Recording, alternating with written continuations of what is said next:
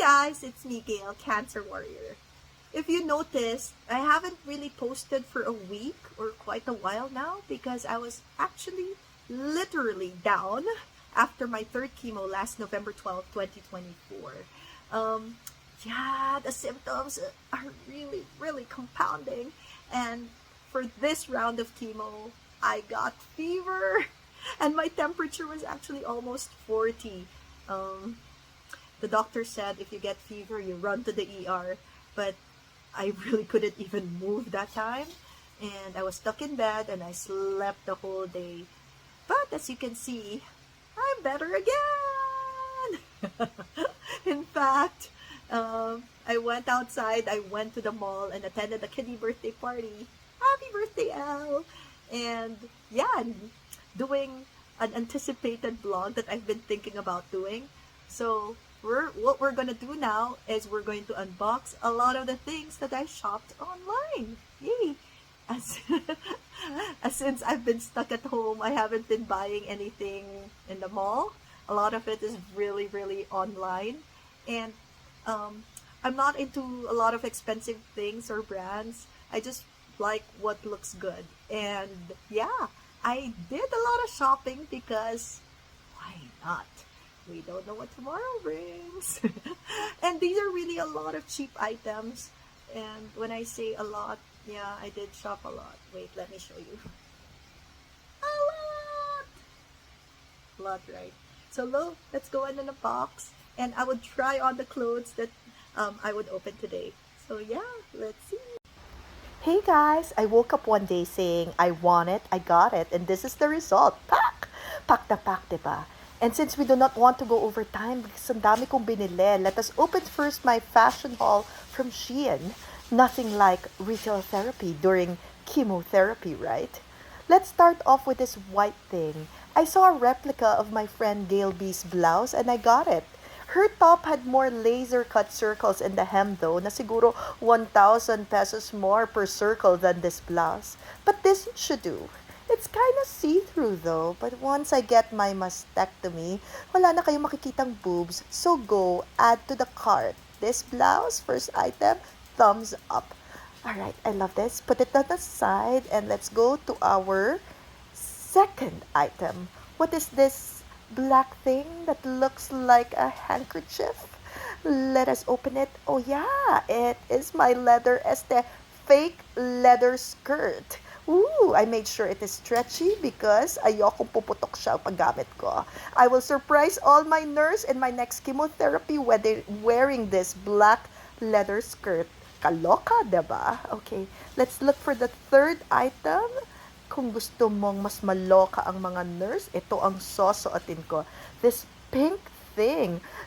Third item is this pink shiny thing na medyo madikit ang tela. Mukhang isang gamitan lang.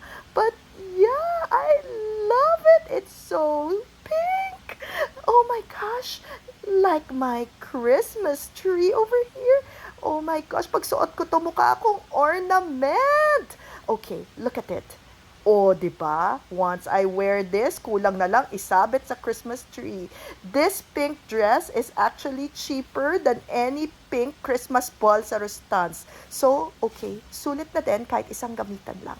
Fourth item, open the bag and let me see. Oh, I noticed it's denim pants. Actually, it's not denim because it's softer and stretchier. But kanina, diba? Leather but not leather. Now denim but not denim. But I love this pants because it's long and it's flare and I hope I get to use it a lot because ang hilig ko bumili ng pantalon but I always go use the ones that I love better. Fifth item. Okay, fifth item is this dress. I was planning to buy myself a golden gown for my golden birthday. But I decided, hindi siya practical, so I'll just buy this item instead. I got myself an apricot long dress that is very stretchy. So, kung wala kang puson, it's very flattering. But kung meron, bakat. Oh, I love this dress. Look at it. Pwedeng pang beauty pageant. Wave. I think this dress is my favorite in the whole haul. fifth item is my favorite. I love this dress. Fold it, put it on the side, and use it for your birthday, Gail. Oh, sixth item on the haul is this white thing.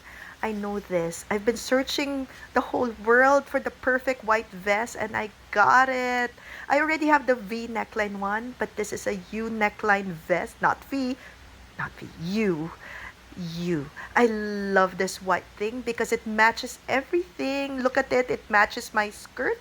So I like this white vest because sixth item is a winner. Okay, put it on the side. Oh, look at it, it matches my pants as well. So sixth item, sulit na sulit.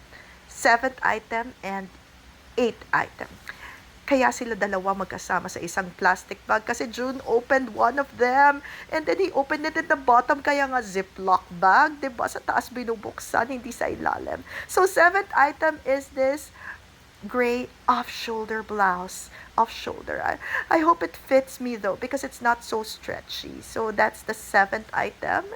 And the eighth item inside the bag is this white thing.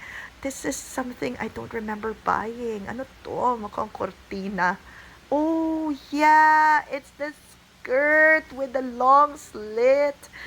Okay, since kalbo ako, I wanted to buy a skirt para mukhang girly, not boy. And I wanted it with a long slit. Look at it. It's supposed to be like this.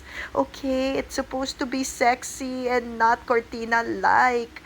Okay, this 8 item, thumbs up. Sana pagsuot ko, hindi ako mukhang bintana kasi mukha siyang cortina. Oops, my bilbel is showing.